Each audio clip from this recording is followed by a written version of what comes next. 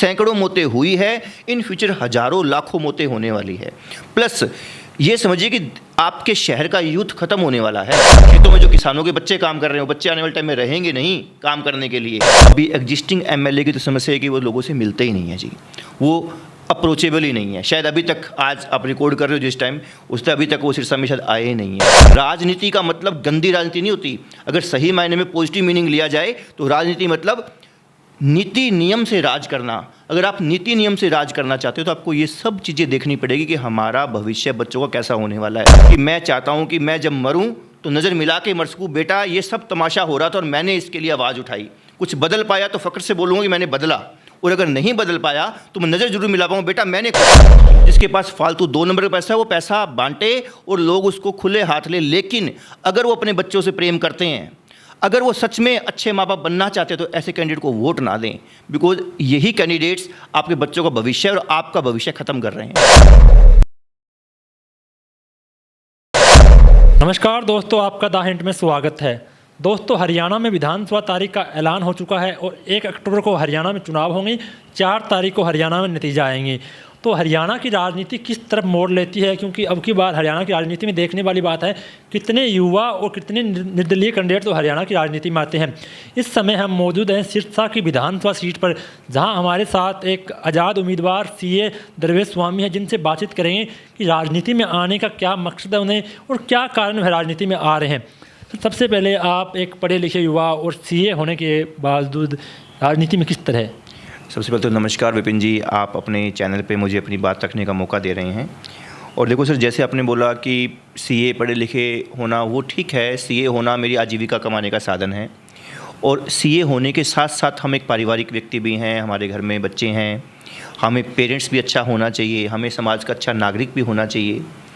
और कर्म धर्म का हिसाब ये कहता है कि ठीक है, जिसके पास जो काम है वो काम अपना अच्छे से करे तो सारा समाज बहुत अच्छा हो सकता है। एग्जाम्पल कि मैं सीए हूँ, मैं अपना सीए का काम करूँ, पटवारी अपना पटवारी का काम अच्छे से करे, चपरासी अपनी चपरासीगिरी अच्छे से करे, किसान अपनी किसानी अच्छे से करे, जो पॉलिटिशियन है ऑलरेडी जिनका करियर है पॉलिटिक्स में, वो अपनी पॉलिटिक्स अच्छे से करे। अगर वो अच्छे से सब कुछ अच्छे से होगा तो किसी को यहाँ वहाँ कोई एक दूसरे की लाइन में घुसने की जरूरत नहीं है। लेकिन होता क्या है कि कुछ ऐसे धड़े हैं जो अपना काम अगर अच्छे से नहीं करेंगे तो दूसरों के जीवन पे प्रभाव पड़ता है।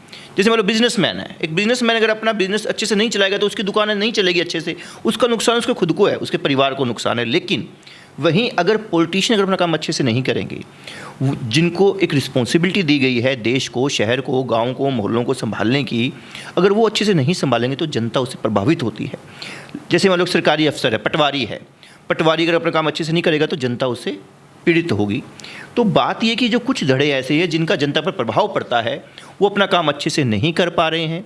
इसी कारण हम जैसे को सिर्फ एक माता पिता होने के नाते, एक समाज के नागरिक होने के नाते, कि लोग हमें कहते हैं कि आप बुद्धिजीवी वर्ग के लोग हैं, अगर बुद्धिजीवी वर्ग के लोग हैं तो कुछ समाज के लिए करना तो पड़ेगा ना। अगर आप खुद को अपने बच्चों का माँ बाप कहते हो तो अपने बच्चों के लिए जो अच्छा जीवन है उसका इंतजाम तो करना पड़ेगा ना। जो लोग नहीं कर पा रहे हैं उन लाइनों में आपको घुसना पड़ेगा। इसीलिए हम लोगों ने निर्णय लिया कि हाँ भाई, अगर हमें अपने बच्चों का अच्छा भविष्य देखना है, हम चाहें कि हमारे बच्चे आने वाले टाइम में जहरीले खाने के कारण, कैंसर जैसे रोगों का ना मरे, हम चाहें कि हमारे बच्चे जब बड़े हो जाएंगे तो वो ड्रग्स के वातावरण के अंदर घुसकर ड्रग एडिक्ट ना बने, तो हमें इन चीज़ों में आना पड़ेगा। इसी कारण हमने ये इस इलेक्शन में आने का निर्णय लिया। आप सिरसा विधानसभा से चुनाव लड़ रहे हो, निर्दलीय, किसी पार्टी के उम्मीदवार नहीं हो, तो क्या आपके मुद्दे होंगे जो सिरसा के लिए जो आप उन पर चुनाव लड़ना चाहते हो? देखिए, मुद्दे बहुत सारे हैं, हम सबको पता है। सिरसा शहर में आम जो धरातल की समस्याएं हैं बहुत ज़्यादा हैं, जैसे चाहे वो गंदे पानी आने की समस्याएं हो, चाहे सड़कों का टूटा फूटा होना हो, चाहे पार्कों की बुरी स्थिति हो, बहुत समस्याएं हैं। लेकिन सबसे बड़ी समस्या ड्रग्स की है। अब लोग सोचते हैं ड्रग्स इतना बड़ी समस्या कैसे हो सकती है। आपको देखना पड़ेगा, पहली बात तो ये कि जी घर में जवान बच्चे की मौत हो जाने से बड़ी कोई समस्या हो नहीं सकती। तो इसमें सैकड़ों मौतें हुई हैं हमारे सिरसा के अंदर, मैं कोई इन फ्यूचर की बात नहीं कर रहा, सैकड़ों मौतें हुई है, इन फ्यूचर हज़ारों लाखों मौतें होने वाली है। प्लस ये समझिए कि आपके शहर का यूथ खत्म होने वाला है, जिस यूथ पर सब कुछ डिपेंड करता है। आज आप दुकानों पर लड़के काम कर रहे हैं, फैक्ट्री में लड़के काम कर रहे हैं, वो लड़के आने वाले टाइम में मिलेंगे नहीं। खेतों में जो किसानों के बच्चे काम कर रहे हैं, वो बच्चे आने वाले टाइम में रहेंगे नहीं काम करने के लिए, उनकी स्थिति बहुत ख़राब होगी। तो आपके सारे काम धंधे सब कुछ डाउन होने वाला है। आप देख रहे हो चोरियाँ इतनी बढ़ गई, आने वाले टाइम में ये इससे भी कहीं ज़्यादा बढ़ जाएगी। हर जगह लूटपाट हो रही होगी। तो अकेला एक ड्रग्स सिर्फ बच्चे की मौत नहीं, पूरे समाज को ख़त्म कर रहा है। आपकी आर्थिक जो समस्या उसको पैदा करने वाला है। जब यूथ काम करने वाला नहीं तो काम कैसे चलेंगे जी? आज आप दुकानें, खेत, बिजनेस आपने खड़े कर दिए, उनको चलाने के लिए जब बच्चा ढंग से परफॉर्म ही नहीं कर पाएगा, वो नशेड़ी होगा, तो कैसे काम चलेगा? हर जगह इसका प्रभाव पड़ेगा और बहुत भयंकर परिणाम होने वाले हैं। तो ड्रग्स हमारा मेन प्राइमरी मुद्दा है। इसके अलावा मुद्दे और भी, एक और बताऊँ मैं आपको, गौर करना। आप तो चलो गाँव को भी कवर करते हो, लेकिन मैं सिर्फ शहर की समस्या है, वैसे गाँव की समस्या ये नहीं है। शहर के अंदर वैश्यावृत्ति कितनी बढ़ रही है। पहले सिरसा में एक कोना होता था जहाँ वैश्यावृत्ति चलती थी, और मेरा पर्सनली मानना है कि कोई बात नहीं, अगर एक कोना है भी ऐसा तो शायद शहर के स्वास्थ्य के लिए अच्छा होगा कि किसी की बुरी मानसिकता है तो बंदा वहाँ पहुँच जाता है। लेकिन अगर गली गली, मोहल्ले मोहल्ले में अगर छोटे छोटे होटल, लॉज स्पेशली वैश्यावृत्ति के लिए खुल जाएंगे, तो आप खुद देखिए कि जो बच्चे स्कूलों में जा रहे हैं पढ़ने, जो बच्चे कॉलेजों में जा रहे हैं पढ़ने, वो सब वहाँ पहुँचते हैं। कुछ लोग तो अपनी आशिकियाँ करने पहुँच जाते हैं और वहीं पर वैश्यावृत्ति भी चल रही होती है। तो बच्चों पर प्रभाव कैसा पड़ रहा है? आने वाले टाइम के अंदर जो हमारे लड़के लड़कियां हैं, इनके लिए वैश्यावृत्ति भी कॉमन होने वाली है। क्योंकि हमें तो लगता है कि ठीक, हम तो घर बैठे हैं, हमारे बच्चे स्कूल में पढ़ने चले गए, हमारे बच्चे कॉलेज पढ़ने चले गए, हम तो शांति से बैठे, मेरे बच्चा पढ़ने गया है भाई। लेकिन अब बच्चे में हार्मोन्स का लेवल, हमें पता है उस एज में क्या होता है, वो हार्मोन्स का लेवल उसे यहाँ वहाँ इन चीज़ों की तरफ धकेलता है और उसे एनवायरनमेंट मिल रहा है खुला। तो उसका जिम्मेवार कौन है? बच्चे जिम्मेवार नहीं है। बच्चे जिम्मेवार नहीं कि उस तरफ जा रहे हैं, जिम्मेवार हम लोग हैं। हमने उनको ऐसा एनवायरनमेंट दिया है, उनकी तो उम्र ऐसी है जिस उम्र में ध्यान उनका उस तरफ जाएगा। बट ये हमारी ड्यूटी बनती थी कि गली गली के नुकड़ों पे इतने होटल, लॉज खुल गए हैं जहाँ पर खुलेआम ये धंधा चल रहा है, और हमारे शहर की सरकारें इस पर कुछ भी नहीं कर रही। 1% काम नहीं हुआ इसके ऊपर, बल्कि बढ़ा है, धड़ल्ले से काम चल रही है। सिरसा में जो विधायक हैं गोपाल कांडा और हरियाणा सरकार है, उसको ये मुद्दे दिखते नहीं, या सरकार को ये मुद्दे पता नहीं भी इस तरह के मुद्दे हैं? सर, विधायक जी को पहली बात तो सिरसा में रहना पड़ेगा जी। वो सिरसा में रहेंगे, सिरसा की सड़कों पे चलेंगे, आम लोगों के बीच जाएंगे तो मुद्दे दिखेंगे। उनको खुद को दिखे तो लोग बता देंगे, लोगों से मिलना पड़ेगा। अभी एग्जिस्टिंग एमएलए की तो समस्या है कि वो लोगों से मिलते ही नहीं है जी, वो अप्रोचेबल ही नहीं है। शायद अभी तक, आज आप रिकॉर्ड कर रहे हो जिस टाइम, उस तक अभी तक वो सिरसा में शायद आए ही नहीं है। अभी लास्ट के दिनों में एंट्री होने वाली है उनकी, फ्लैक्स वाली लग गए उनके एक आधे, पर अभी उनकी एंट्री होनी बाकी है। वो लास्ट के दिनों में आएंगे, इलेक्शन लड़ेंगे और अपना काम करके चलते बनते हैं जी। तो पहली बात तो सिरसा में रहना पड़ेगा। दूसरा, अगर आप सिरसा में रह भी रहे हो तो आपको अपनी आंखें खोलनी पड़ेगी, यार क्या क्या चीज़ें चल रही है। आपको सिर्फ राजनीति नहीं दिखनी चाहिए। अगर आपको सिर्फ राजनीति दिखेगी ना, तो आपको केवल वो मुद्दे दिखेंगे जिस पर राजनीति हो सकती है। जैसे एग्जाम्पल, अभी बारिश हुई है, बारिश में शहर में पानी भरा पड़ा है, हमें पता है पूरा शहर इससे त्रस्त है, तो आपको केवल वही मुद्दा दिखेगा, यार पूरा शहर त्रस्त है, क्यों ना मैं इस मुद्दे को उठा लूँ और मेरे वोट पक्के हो जाएंगे। लोग क्या बोलेंगे? हाँ भाई, ये तो जनता की आवाज़ उठा रहा है, हम सभी दुखी तो हैं, तो यही तो आवाज़ उठा रहा है। तो अगर आप सिर्फ पॉलिटिकल माइंडसेट के हो तो आप केवल वो मुद्दे उठाओगे जिन पे राजनीति हो सकती है। आप वैश्यावृत्ति की बात नहीं करोगे, बिकॉज वैश्यावृत्ति की बात क्यों करोगे? पेरेंट्स को पता नहीं है कि ये काम चल रहा है कितना। अच्छा, बच्चे वैसे ही अवेयर नहीं है, उनका तो हार्मोन्स इस तरफ लेके जा ही रहे हैं, आप बात ही नहीं करोगे। आप ड्रग्स पे बात नहीं करोगे। ड्रग्स पे बात क्यों करोगे? ड्रग्स में क्या होता है? बेचने वाला चोरी छुपे बेच रहा है, कंज्यूम करने वाला चोरी छिपे कंज्यूम कर रहा है, और जिसके बच्चे नशेड़ी बन गए वो माँ बाप भी उसको बताना नहीं चाहते। तो ड्रग्स के ऊपर पॉलिटिक्स कितनी कर लोगे? तो इसलिए वो पूरा 4-5 साल के समय में ड्रग्स पर भी ज़्यादा बात नहीं करता। लेकिन अगर आप रियल में समाज सेवी एंगल से अगर आप पॉलिटिशियन बनना चाहते हो, राजनीति का मतलब गंदी राजनीति नहीं होती। अगर सही मायने में पॉजिटिव मीनिंग लिया जाए तो राजनीति मतलब नीति नियम से राज करना। अगर आप नीति नियम से राज करना चाहते हो तो आपको ये सब चीज़ें देखनी पड़ेगी कि हमारा भविष्य बच्चों का कैसा होने वाला है। और मेरा इस पॉलिटिक्स लाइन में आने का मुख्य कारण हमारे आज के बच्चे, हमारे छोटे भाई बहन हैं, कि मैं चाहता हूं कि मैं जब मरूं तो नज़र मिला के मर सकूं। बेटा, ये सब तमाशा हो रहा था और मैंने इसके लिए आवाज़ उठाई। कुछ बदल पाया तो फ़ख्र से बोलूँगा कि मैंने बदला, और अगर नहीं बदल पाया तो मैं नज़र जरूर मिला पाऊँ, बेटा मैंने कोशिश की थी। तो मैं तमाशबीन कैटेगरी में नहीं रहना चाहता, इसलिए हमने निर्णय लिया। जी, जो आप बात बोली, ये बात मेरे को बहुत अच्छी लगी, पर ये सभी नेता बोलते हैं, चुनाव से पहले सभी नेता ये बातें बोलते हैं, बाद में नहीं करते ना जनता। सर, आप अपने इंटरव्यूज़ को ध्यान से देखिए। मैं कहता हूँ ये बातें नेता अभी भी नहीं बोलते। पॉलिटिशियंस जो है ना जी, पॉलिटिशियंस, आप मेरी बातों को देखिए। मैं कहता हूँ आप 500 साल इन बातों को बोलते रहो तो भी शायद बहुत कुछ चेंज हो जाए। लोग काम करना छोड़ो जी, इन मुद्दों पर बात ही नहीं करते। मैंने अभी तो बोला पॉलिटिशियन केवल उस बात को बोले से पॉलिटिक्स हो सकती है। अब मुझे पता है मार्केट कमेटी में बहुत करोड़ों रुपए घोटाले हुए हैं। मेरे पास आप जैसे रिपोर्टर लोग आते हैं, भाई साहब आप इस पे बोलो इस पे बोलो। मैं कह घोटाले सबको पता है बहुत हुए हैं, सबको पता है काम नहीं हुए। बट मेरी पॉलिटिक्स सिर्फ आरोप प्रत्यारोप की नहीं है कि मैं बस आरोप लगाता रहूँ, हाँ भाई ये इतने करोड़ खा गया, इतने करोड़ खा गया। पूरा शहर जानता है कौन कितने करोड़ खा गया। हमें पता है बजट तो आता ही है, और हमें पता है शहर में विकास हुआ नहीं तो पैसा कहाँ चला गया। तो मुझे हर सड़क हर पाइपलाइन का मुझे मुद्दा उठाने की जरूरत नहीं है। मेरा ये काम नहीं है कि मैं बस उंगली करता रहूं। हम सबको पता है क्या काम हो रहा है क्या काम नहीं। तो बस मुझे बताना है कि काम नहीं हो रहा और ये समस्याएं बहुत बड़ी है, इन समस्याओं पर ध्यान देने की जरूरत है, हमें काम करने की जरूरत है। तो मेरी पॉलिटिक्स इस लेवल की नहीं है कि मैं बस एक तरह से भी आरोप प्रत्यारोप के ऊपर खेलता रहूं। अभी मैं देखता हूं सबके इंटरव्यू सुनता हूं, बीजेपी कांग्रेस को गाली निकाल रही है, कांग्रेस बीजेपी को गाली निकाल रही है, कोई किसी घोटालों पर बात कर रहा है।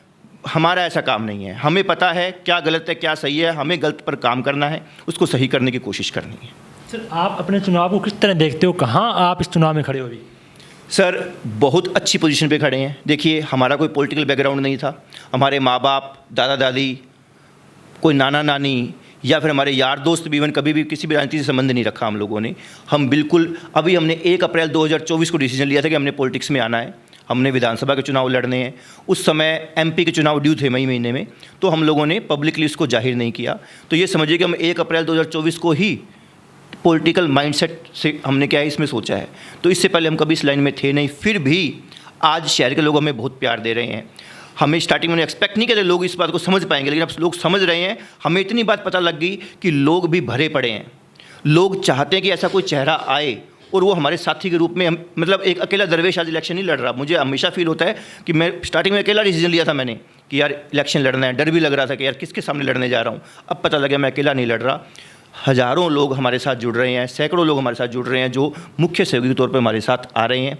अभी हमने बुधवार को एक मुख्य सहयोगी महासम्मेलन भी हम आयोजन करने जा रहे हैं, जिसमें हमारे जो मेन जो मेंबर्स हैं वो सब उसके अंदर आएंगे, जो आगे सैकड़ों दरवेश समझ लो इस इलेक्शन को इकट्ठा होकर लड़ने वाले हैं। सर आपको अपनी जीत पे कितना विश्वास है कि आपकी जीत कितनी % है? सर मुझे पूरा विश्वास है, और आप सोचिए क्यों नहीं होना चाहिए कि हम जिन चीज़ों पर देखिए लोग क्या सोचते हैं कि पॉलिटिक्स कीचड़ है यार, ये पार्टियां आए साल ए फिर कभी बी फिर कभी सी फिर दोबारा कभी ए, ऐसे चल रहा है, शहर का बुरा हाल है। तो हम वो ABC वाले बंदे नहीं हैं कि हमारा कोई पॉलिटिकल बैकग्राउंड नहीं है। दूसरा लोग कहते हैं कि पढ़े लिखे व्यक्ति आने चाहिए, तो हम उस क्वालिफिकेशन को भी पूरा करते हैं। तीसरा लोग कहते हैं कि यार ऐसा नेता ना है जो खुद नशेड़ी हो, जो खुद नशे में पड़ा रहा हो, या जो खुद नशे का व्यापार कर रहा हो, जो खुद के कोई नशे कारोबार चल रहे हो। ऐसा भी कुछ नहीं है जी। हमारे जो चरित्र आप देखोगे ना, हम कभी नशे, मैंने आज तक इवन शराब की टेबल पे कभी नहीं बैठा। मैं जहाँ लोग कोई दारू पी रहे हो तो उस जगह जाके मैं नहीं बैठता। कोई मेरा पता करवा लो, आप रिपोर्टर हो, पूरी इन्फॉर्मेशन निकलवा लो, पुरानी फ़ोटोज़ कहीं से भी फ़ोटोज़ ला दो जहाँ मैं दारू की टेबल बैठा हूँ, या कभी किसी कोई कह दे भाई मैंने इसको उस टेबल पे बैठे देखा है मैंने। पीते तो दूर की बात है, बीड़ी सिगरेट कभी मैंने छुई नहीं, मैंने नहीं छुई, मेरे माँ बाप ने कभी नहीं छुई। तो हमें पूरा विश्वास है कि लोग इस बात को समझेंगे, लोग इस पर करैक्टर देखकर, कैंडिडेट देखकर वोटिंग करेंगे। आपके खिलाफ जो कैंडिडेट हैं, भारी कैंडिडेट हैं, खूब पैसा है, तो क्या अब की बार पैसों वालों के साथ आपका मुकाबला है? सर देखिए आप एक बात समझिए, लोग कहते हैं कि जनता बिकाऊ है। जनता बिकाऊ नहीं है, जनता के पास ऑप्शन नहीं होता सामने। अगर ऑप्शन नहीं है तो फिर जो है वही ठीक है। इस बार ऑप्शन है, तो मैं तो सबको कहता हूँ पैसा कोई बांट रहा है, पैसा लो। लोग कहते हैं मत लो, मैं कहता हूँ लो। जिसके पास फालतू 2 नंबर का पैसा है वो पैसा बांटे और लोग उसको खुले हाथ ले। लेकिन अगर वो अपने बच्चों से प्रेम करते हैं, अगर वो सच में अच्छे माँ बाप बनना चाहते हैं, तो ऐसे कैंडिडेट को वोट ना दें, बिकॉज यही कैंडिडेट्स आपके बच्चों का भविष्य और आपका भविष्य ख़त्म कर रहे हैं।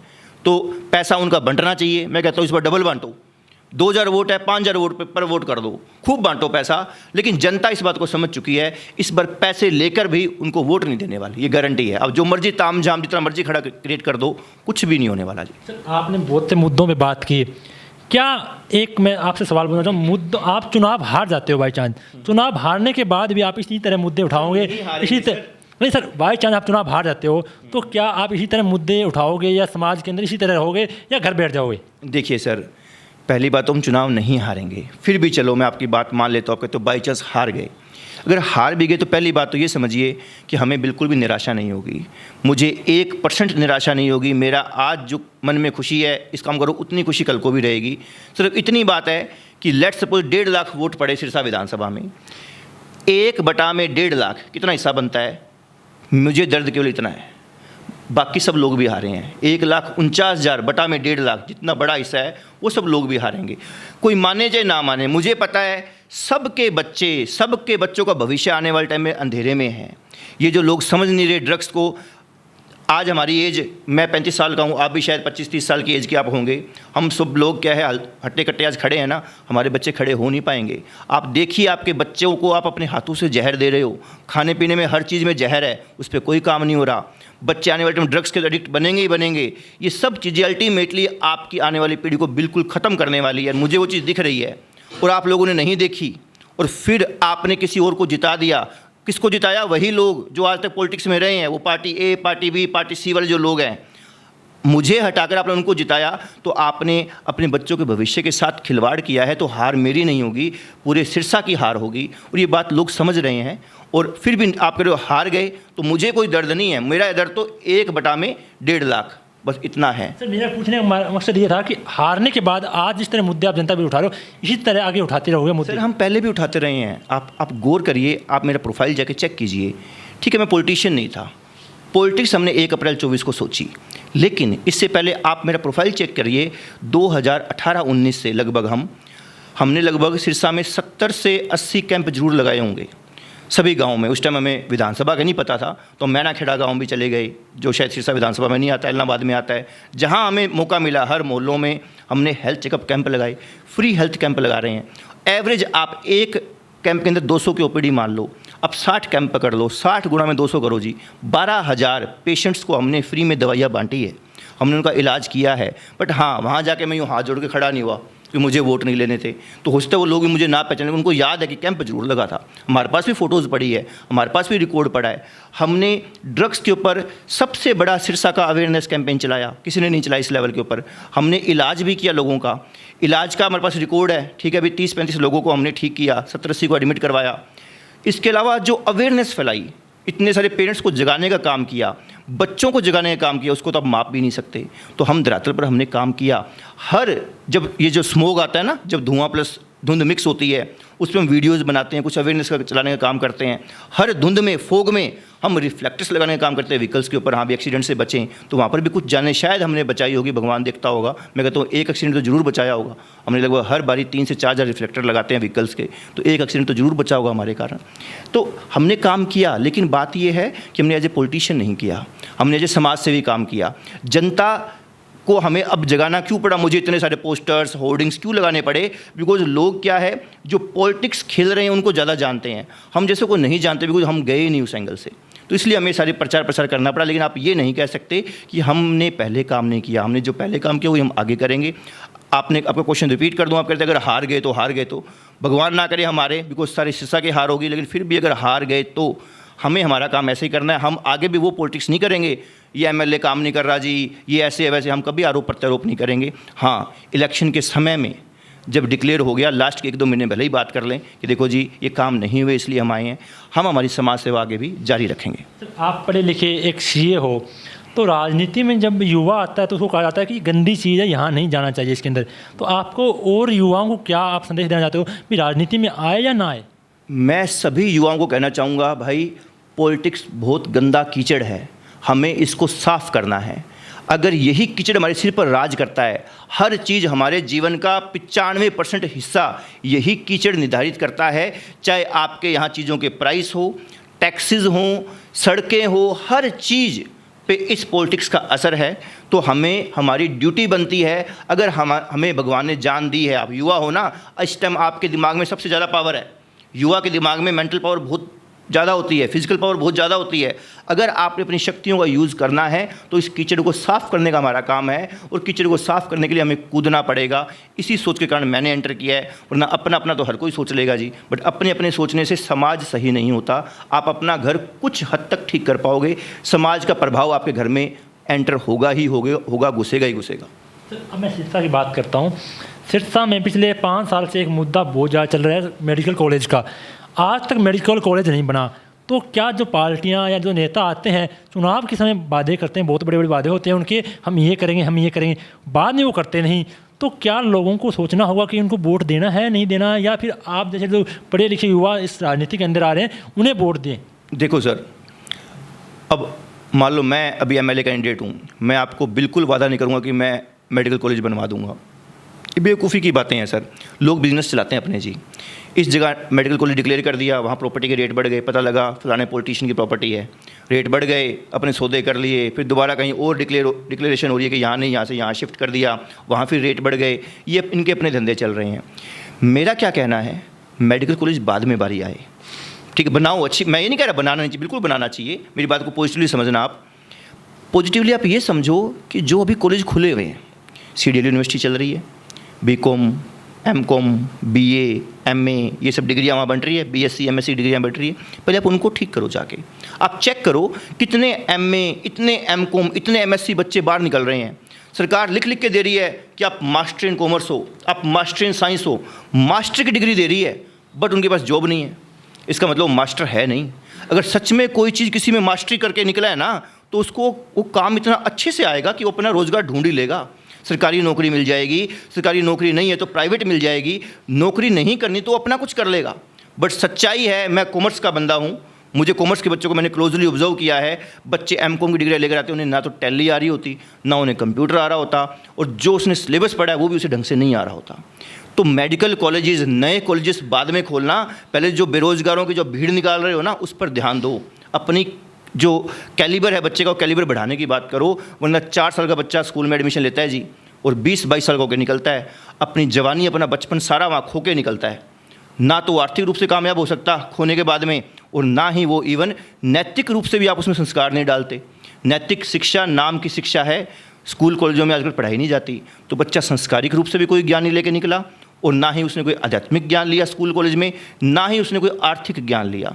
बिल्कुल नील बटा सन्नाटा बच्चे बाहर आते हैं मोस्टली कोर्सेज़ के अंदर। हाँ, 5 से 10% कोर्स है वो बेरोजगार है भी नहीं।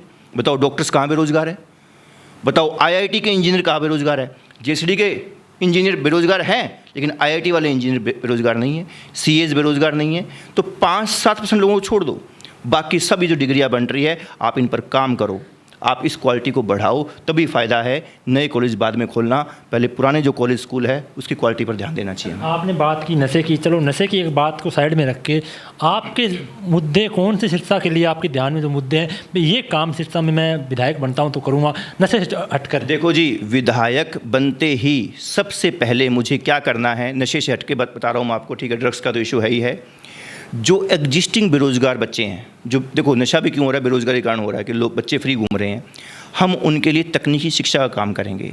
जितने बच्चे हैं, चाहे वो डिजिटल मीडिया कुछ सीखें, चाहे वो टैली सीखें, चाहे वो कंप्यूटर्स के कोर्सेज़ करें, जितने भी हमारे पास तकनीकी शिक्षा के रास्ते हैं, सब रास्ते उनके लिए खोलेंगे। फ्री में हम ये तकनीकी शिक्षा का उनको ज्ञान देंगे ताकि बच्चा बेरोज़गार ना रहे। सेकंड, जो पढ़ाई है, अब तो ये एग्जिस्टिंग बेरोजगारी की बात हो गई, जिस पढ़ाई से बेरोजगार बच्चे बाहर निकल रहे हैं, उन कोर्सेज़ के अंदर, चाहे वो MA हो, MSc हो, MCom हो, BA हो, BCom हो, BSc हो, उन कोर्सेज़ में वो बदलाव लाने की कोशिश करेंगे जिनसे बच्चा कैलिबर के साथ बाहर आए, बेरोजगारों की लाइन में आके ना खड़ा हो, वो रोज़गार का इंतजाम अपने आप करने की स्थिति में हो। उसे MCom की डिग्री लेने के बाद टैली सीखने, कंप्यूटर सीखने वो लाइनों में ना लगे, वो ये सर्टिफिकेट्स ना मांगता फिरे।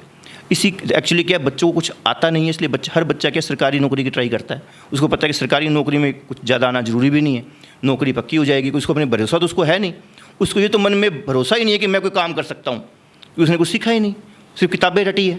तो हम उस पर भी काम करेंगे, शिक्षा को सुधारेंगे।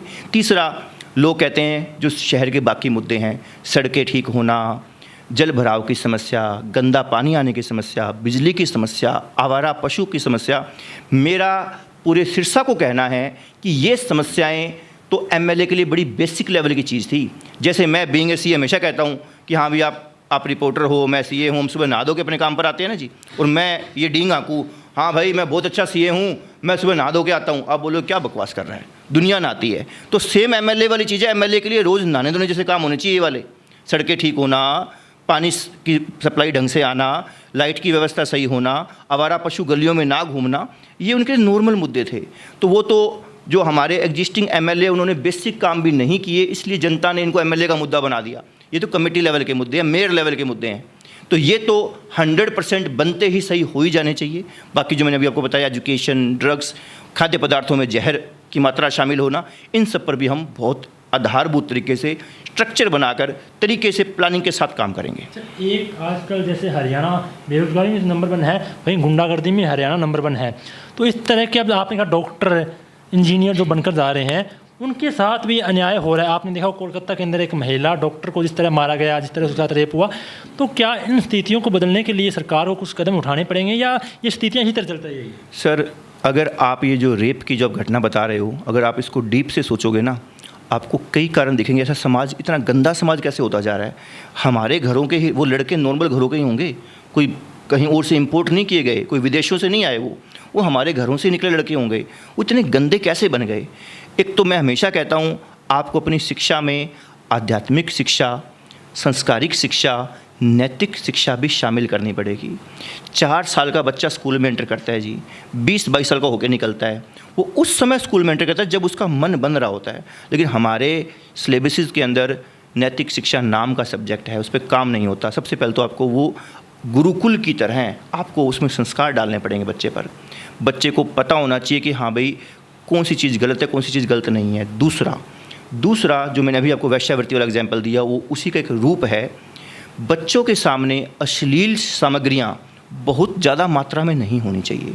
होता क्या है दरअसल, देखो हम थोड़ा सा साइंटिफिकली बात आप सोचोगे ना, जो उम्र आती है ना, ये 16 साल की, 20 साल की, 22 साल की, इस एज में हार्मोन्स अलग लेवल पे चल रहे होते हैं। अगर उन हार्मोन्स को वो चीज़ें बारी बारी दिखेगी ना, मान लो मोबाइल में पोर्न कंटेंट ईजिली अवेलेबल है, होटल्स को मैंने आपको बताया, होटल्स लॉज में उसको सेटिस्फाई करने वाली चीज़ें ईजिली अवेलेबल हैं, तो बच्चों का दिमाग भटक जाता है, क्योंकि वो हार्मोन्स अपने उफान पर है और बच्चे के सही राह मिली नहीं, रोज़गार उसके पास है नहीं, तो बच्चे का दिमाग भटक जाता है। तो आपको ये चीज़ें भी ठीक करनी पड़ेगी, आसपास का वातावरण ठीक करना पड़ेगा। ये वातावरण बहुत ख़राब हो चुका है, छोटी सी एज में ही अश्लील कंटेंट बच्चों के सामने आने लग गया। बच्चे को कई बार सेटिस्फाई करने का तरीका नहीं मिलता है, तो बच्चा इस तरफ मुड़ जाता है। तो आपको सोच समझ कर, ठीक है, नियम तो सख्त होने ही होने चाहिए। अगर किसी ने कुछ ऐसा गलत काम कर दिया, इतना गंदा दुष्कर्म कर दिया, उसको फांसी की सज़ा तुरंत होनी चाहिए। नियम सख्त के साथ साथ आपको बेसिक मेंटालिटी पे काम करना पड़ेगा। सोचना पड़ेगा कि यार ये अब कैसे होने लग गया।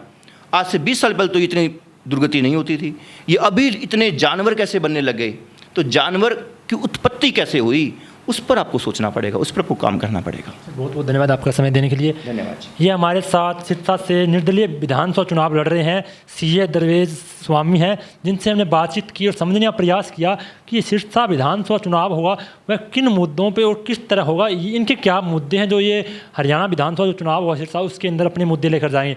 आपको क्या लगता है, कमेंट बॉक्स में जरूर बताएं। वीडियो को लाइक और शेयर कीजिए, चैनल सब्सक्राइब कीजिए। धन्यवाद।